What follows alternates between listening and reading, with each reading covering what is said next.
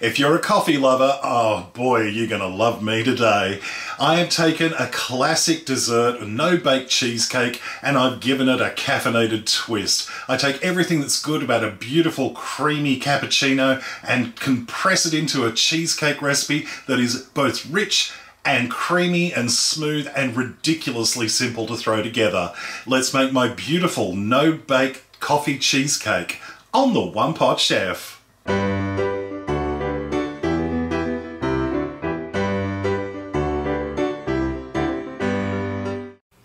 First things first, we're going to make our cookie crumb base for our cheesecake. Now, I'm using some plain sweet cookies today, about 200 grams, which I've just crushed up so they're a nice fine crumb. You can use a food processor or a blender, or if failing that, you can pop them into a Ziploc bag, let the air out and seal it up, and give it a good whack with something heavy like a rolling pin. Whatever method you choose to use will be fine. We got them into a mixing bowl.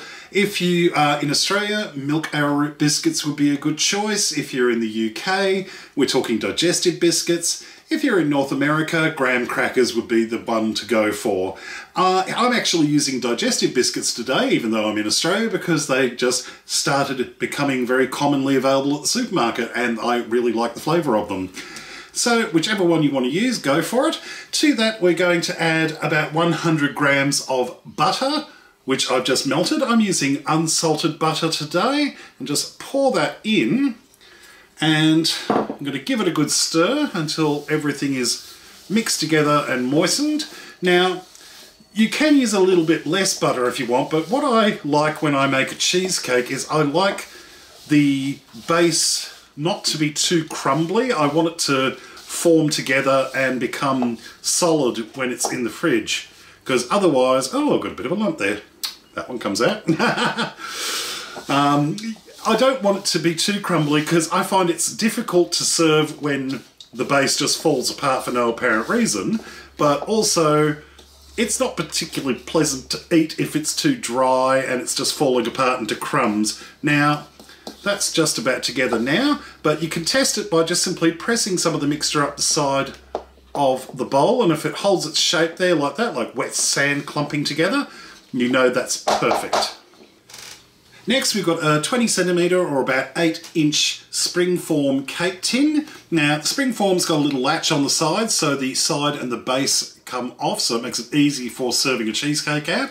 I've just lightly greased the inside of the tin with a little bit of spray-on oil, and then put a circle of non-stick baking paper on the base. Again, makes it easier to get the cheesecake out.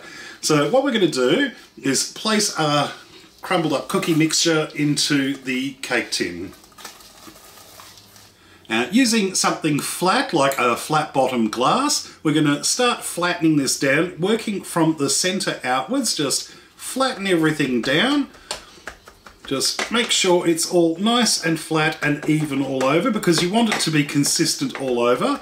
If it's not even, what you end up with is a cookie base where it's thick in one section and thin in another, and when you slice up the cheesecake it just looks weird. So that's looking good there.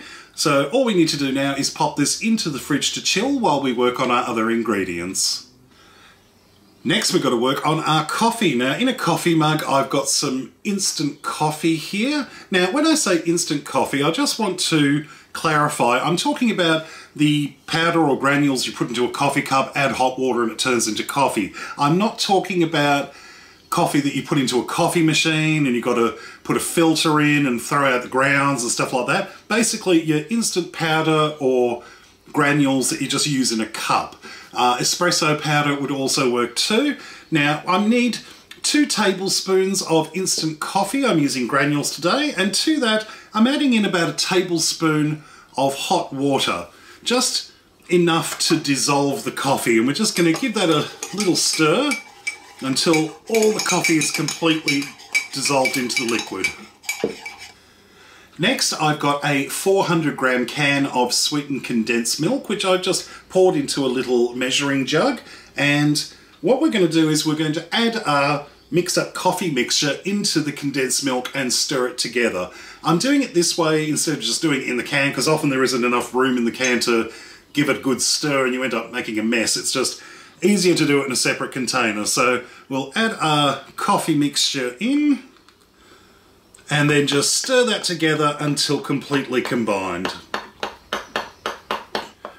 Once mixed together, you'll have this thick tan brown syrup. Now, I want you to give this a little taste because every single brand of instant coffee is a bit different when it comes to flavour and strength. So you want to have a taste of it and decide if it's strong enough. What it should taste like is really creamy, really sweet, and really strong coffee flavour. If you think it needs a bit more coffee flavour, you probably should add a little bit more in. I'm using 2 tablespoons of the brand that I'm using today.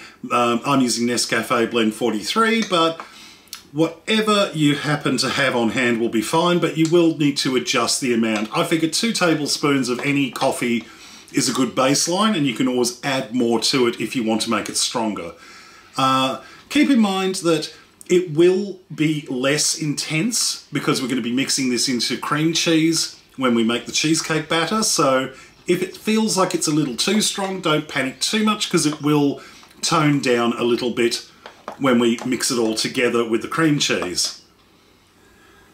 And when making a no-bake cheesecake, we need something to help make the cheesecake set. Now, some people like to use gelatin. I'm not really that fussed because I find no-bake cheesecakes with gelatin tend to come out kind of jelly-like and they have a weird consistency. I prefer to have something that's a bit more creamy and soft, but it will still hold its shape. And with this particular recipe, we're going to do this with chocolate, specifically white chocolate. I've got 300 grams of easy-to-melt white chocolate buttons, and what we're going to do is we're going to place this into the microwave on high for 30 seconds. We're going to then give it a stir with a metal spoon, put it in for another 30 seconds, give it another stir, and just keep repeating this over and over until the chocolate is melted and smooth and has no lumps. White chocolate is lovely and melted and smooth. Now, of course, you don't have to use white chocolate. You can use milk chocolate or dark chocolate, but that will sort of make a more of a mocha cheesecake rather than a coffee cheesecake. I like using white chocolate for this recipe because it basically keeps the coffee flavour, adds a little tiny touch of vanilla flavour because there's usually a bit of vanilla in white chocolate, and really sort of keeps that coffee thing going. Now, one thing to keep in mind is the reason we're using chocolate to make it set is what happens when you put chocolate in the fridge? It goes solid as a rock. So when we mix this into our cheesecake mixture, when we pop it into the fridge to chill, the chocolate will firm up in the mixture and will help the cheesecake to set. It's really a clever little trick. Let's make our cheesecake batter. Now, into a large mixing bowl, I've got 2 packages, about 500 grams roughly, of Philadelphia style cream cheese, which I have just cut up into little pieces. Now, it's important that you make sure the cream cheese is at room temperature before you get started. So it's an idea to make sure you get the cream cheese out of the fridge at least a couple of hours before you plan to start making your cheesecake. If it's not at room temperature, it can be a little difficult to beat together with the mixer. You'll end up with lumps all through it. You want it to be nice and soft and easy to beat so we get a nice, smooth, consistent mixture. Now, to the cream cheese, we're going to add in our coffee condensed milk mixture and our melted white chocolate. Make sure the chocolate has been given a chance to cool slightly. You don't want to put it in boiling hot, otherwise you could end up melting everything. Then using an electric hand mixer, we're just going to carefully beat our mixture together.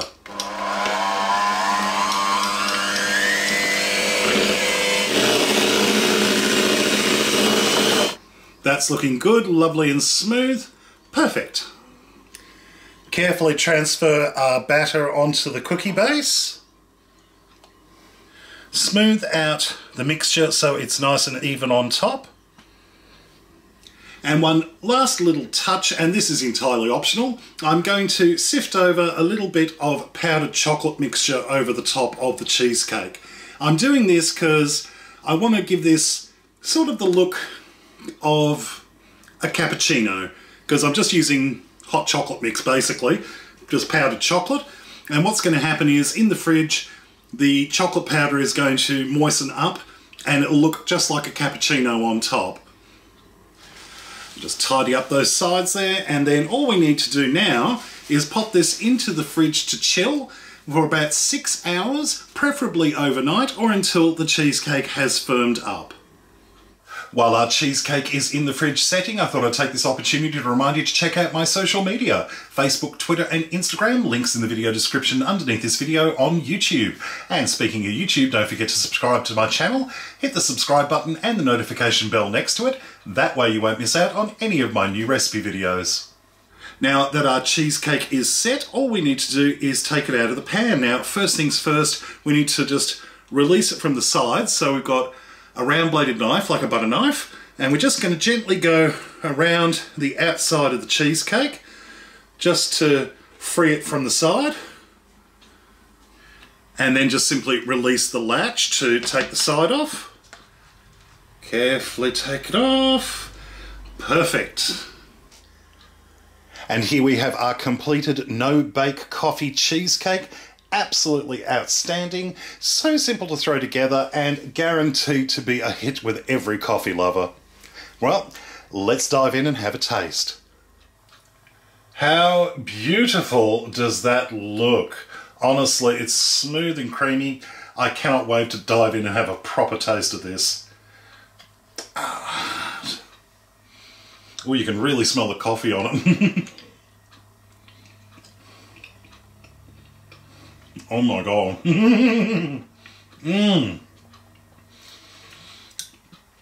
That is sublime. Considering how much coffee is in it, you would expect it to be really super strong, but it's got this nice subtle coffee flavour to it. It's not over the top. It's very sweet, but it's not so sweet that it's off-putting. You get that nice bitter tang from the coffee that sort of offsets the sweetness. It gives it an almost a brown sugary sort of flavour to it, which is really nice. And the chocolate powder on top is just that little bit of extra that's absolutely divine. Well, I hope you enjoyed this recipe. Check out my other videos at OnePotChefShow.com. And until next time, see you later. Adapting this recipe is actually really easy because you can make all sorts of little minor alterations to change it up. You can replace the white chocolate with either milk chocolate or dark chocolate and turn it into a mocha cheesecake, so you get that chocolate coffee flavour. You can increase the coffee flavour by using espresso powder instead of just regular instant coffee powder. You could, instead of using the chocolate powder on top, you could drizzle it with a little bit of chocolate sauce. You could use coffee powder to give that really extra bitter twang to it, or just an unsweetened cocoa powder. You could drizzle melted chocolate over the top as well. You could just leave it bare if you wanted to, or just put a little bit of whipped cream on top to give it that sort of coffee foam sort of appearance on top. Honestly, there's so many things you could do to this, and it's really, really tasty. If you've got a lot of coffee friends in your life, they are going to adore this recipe. Alright, let me know in the comments section how you want to serve this, if you'd make any alterations, or if you've got different toppings that you'd like to try it on top. I'd love to see your ideas.